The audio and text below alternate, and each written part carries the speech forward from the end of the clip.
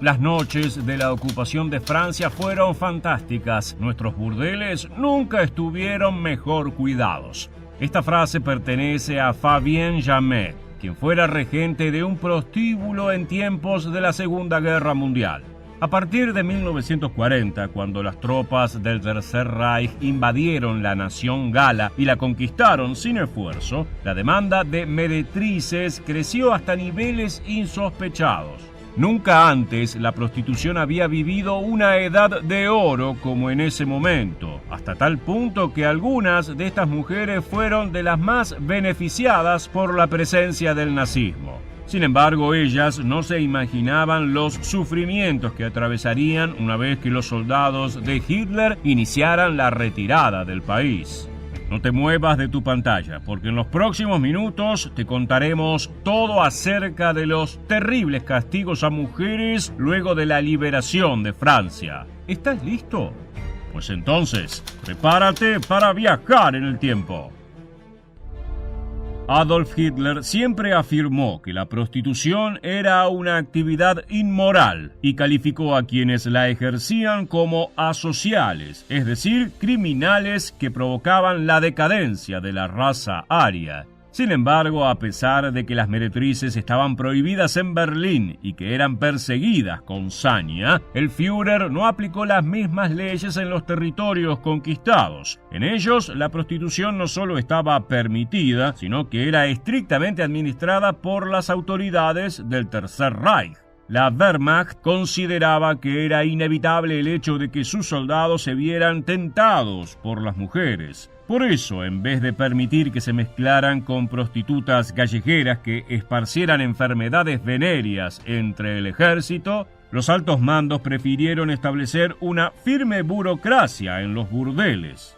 Apenas comenzó la Segunda Guerra Mundial, el ejército alemán delineó las normas para controlar los prostíbulos. Estos lugares fueron divididos en dos clases. La primera de ellas eran los lupanares de guarnición, ubicados en los principales centros urbanos, que era donde había mayor cantidad de tropas estacionadas y, en consecuencia, donde habría más demanda de prostitutas.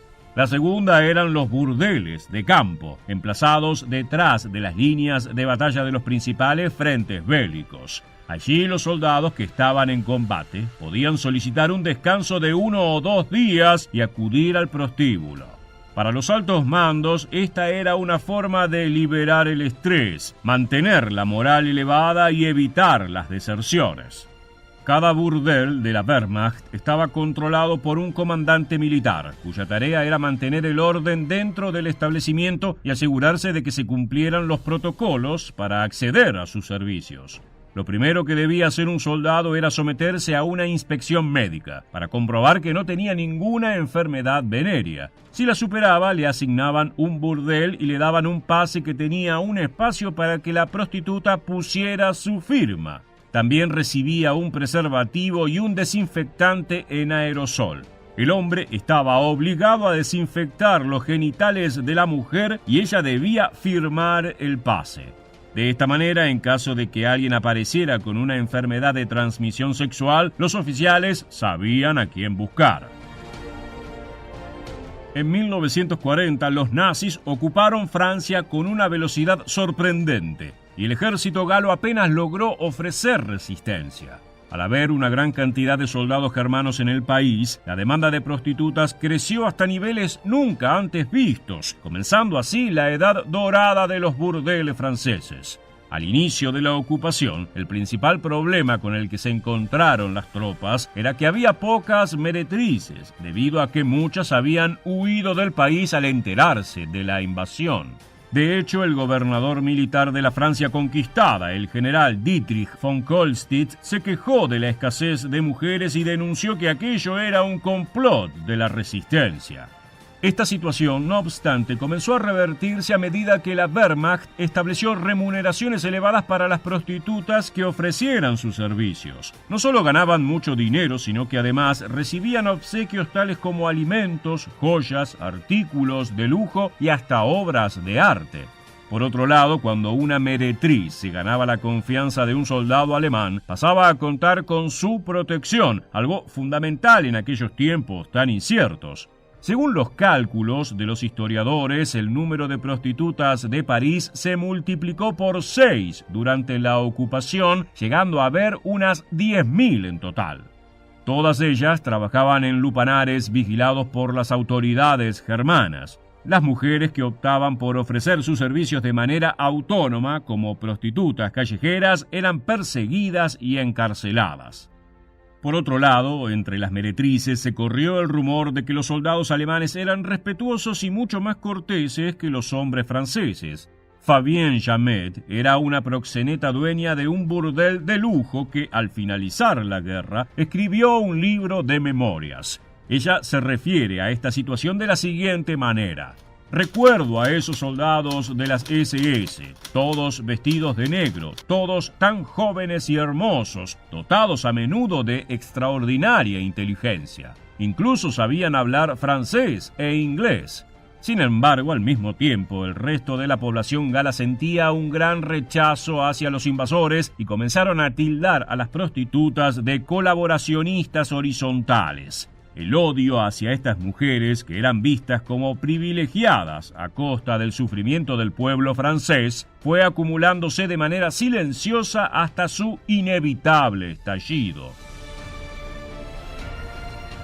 En 1944 los aliados liberaron Francia y el sistema de burdeles del nazismo llegó a su fin. Las prostitutas, que antes eran protegidas por los soldados del Tercer Reich, se encontraron abandonadas en medio de una población enardecida que estaba empecinada en hacer justicia por mano propia contra todos quienes hubieran ayudado a los nazis. Las meretrices fueron el principal objetivo de los hombres que afirmaban ser vengadores del honor francés. Estas mujeres eran perseguidas por la calle como si fuera una cacería, y una vez que daban con ellas, les afeitaban la cabeza con un cuchillo. Esto era un castigo medieval cuyo objetivo era arrebatarle lo que se suponía que era su atributo más seductor.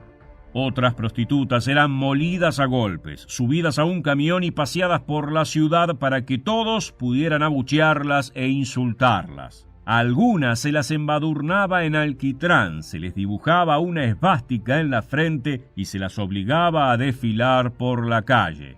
En ocasiones el sadismo era mayor y la esvástica era grabada con un cuchillo como forma de recordarles durante el resto de sus días que habían colaborado con los nazis. Las más desafortunadas eran brutalmente fusiladas. Sin embargo, no todas las castigadas por el pueblo francés eran prostitutas profesionales. A veces se trataba de empleadas domésticas contratadas por jerarcas alemanes y mujeres solteras que le habían alquilado una habitación a un soldado para ganar dinero extra. Otras eran madres viudas cuyos maridos habían muerto en la guerra, que no tenían más remedio que aceptar una relación con un oficial para conseguir alimento y comida para sus hijos. Las multitudes furiosas no hicieron diferencia entre ellas y las castigaron a todas por igual. Jock Colville, funcionario británico que estaba visitando Francia, lo recuerda de la siguiente manera: observé el paso de un camión abierto al que acompañaban los abucheos del pueblo francés con una docena de mujeres miserables en la parte de atrás. Estaban llorando y agachaban sus cabezas rapadas con vergüenza. Disgustado por esta crueldad, pensé que los británicos no habíamos conocido invasión u ocupación durante 900 años, así que no estábamos en condiciones de juzgarlos. Se estima que al término de la Segunda Guerra en Francia habían nacido 80.000 niños como fruto de las relaciones con soldados nazis. Finalmente, en el año 2009, Alemania les concedió a todos ellos la nacionalidad germana. Llegamos al final del video y queremos preguntarte: ¿crees que las prostitutas francesas eran colaboracionistas? Déjanos tu respuesta en la bandeja de comentarios aquí debajo. Y no olvides suscribirte a nuestro canal para conocer muchos más sucesos militares que dejaron su huella en la historia.